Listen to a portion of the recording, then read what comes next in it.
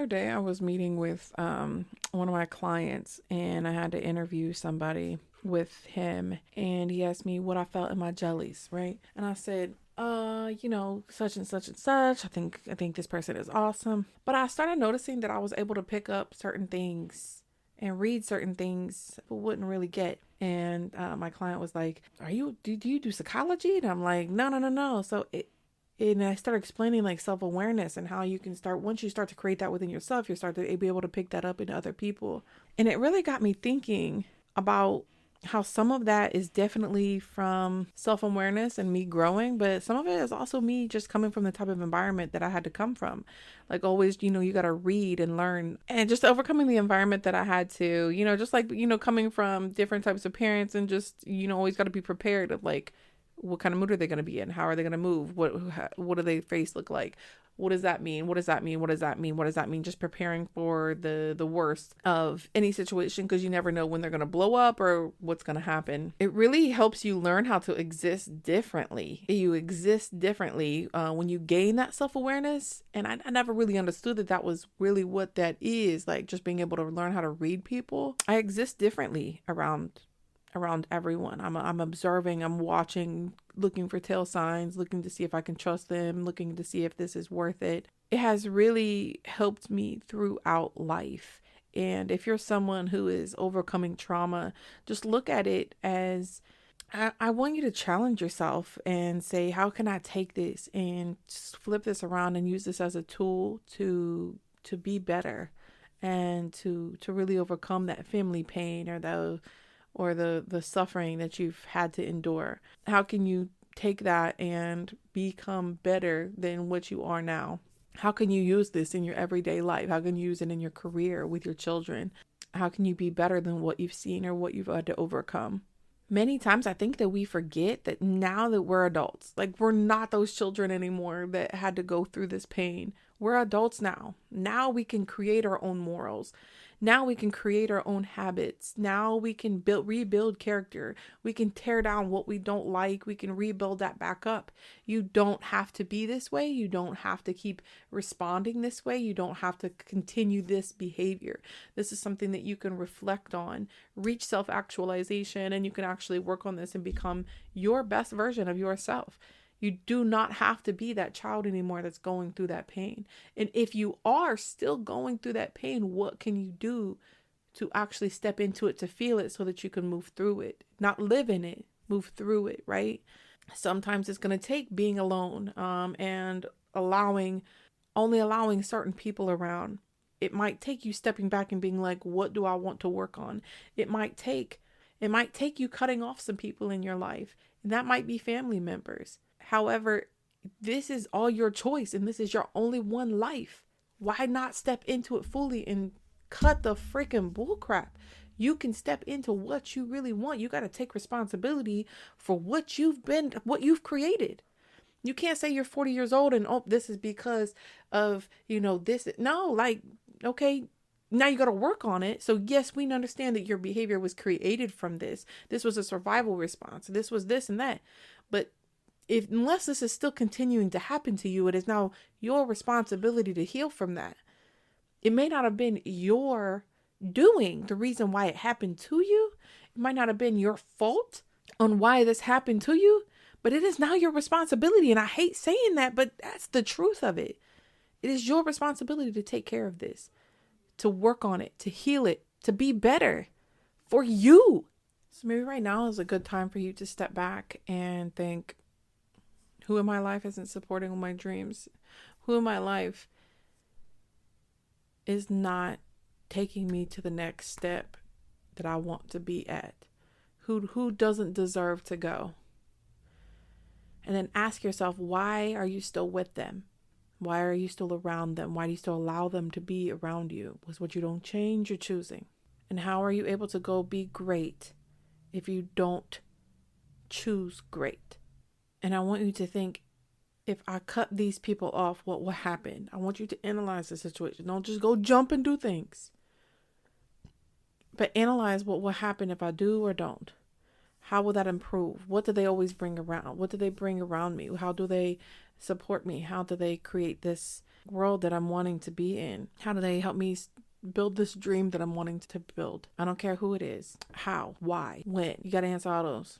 All of them. And sometimes, I like to, sometimes I want to question, is there certain family toxicity that you just can be too much to overcome? I know a lot of us like to really play that victim card though. I mean, me personally, I played it out. I played it out for a long time. And I got to the point and I'm like, my goodness. I can't get to the next step if I keep talking about how I'm a victim. I cannot get to the next space in my life if I keep acting like this. I can't get there. But I played that victim card out. I really did. But is there something that could be too harsh to overcome? Have you gone through something that's too hard to come back from? And I really hope that answer for you is no. Because at the end of the day, it's up to you. They're not going to come through. Even if they gave you that sorry and everything you needed to hear, you still got to put in the healing.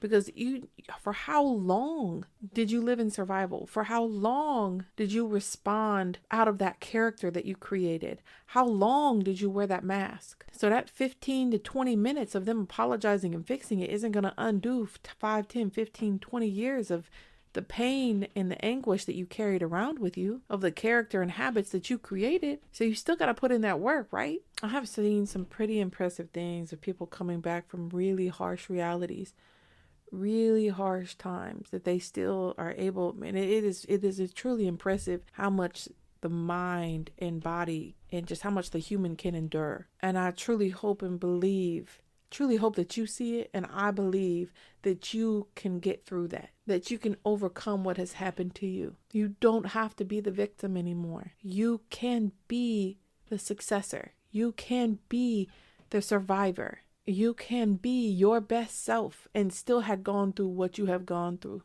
You can still build from that. And honestly, maybe that fire that you went through was to just clean out everything that you wouldn't get rid of yourself. This isn't for everybody, but maybe that fire you went through was to clean out them weeds and them bushes and them toxicities and them snakes that you wouldn't clean out yourself. I just want you to think about it like that. And if you want to, in taking it a step further, if we want to take and put in astrology in here, I want you to look and see what your moon sign is. How are you processing your emotions about what you had gone through? Because if your moon is in Libra, you're going to process that way different than you are if you're in Aries. If your moon is in Aries, you're going to take that on way, way differently than say if you were a Virgo or a Pisces.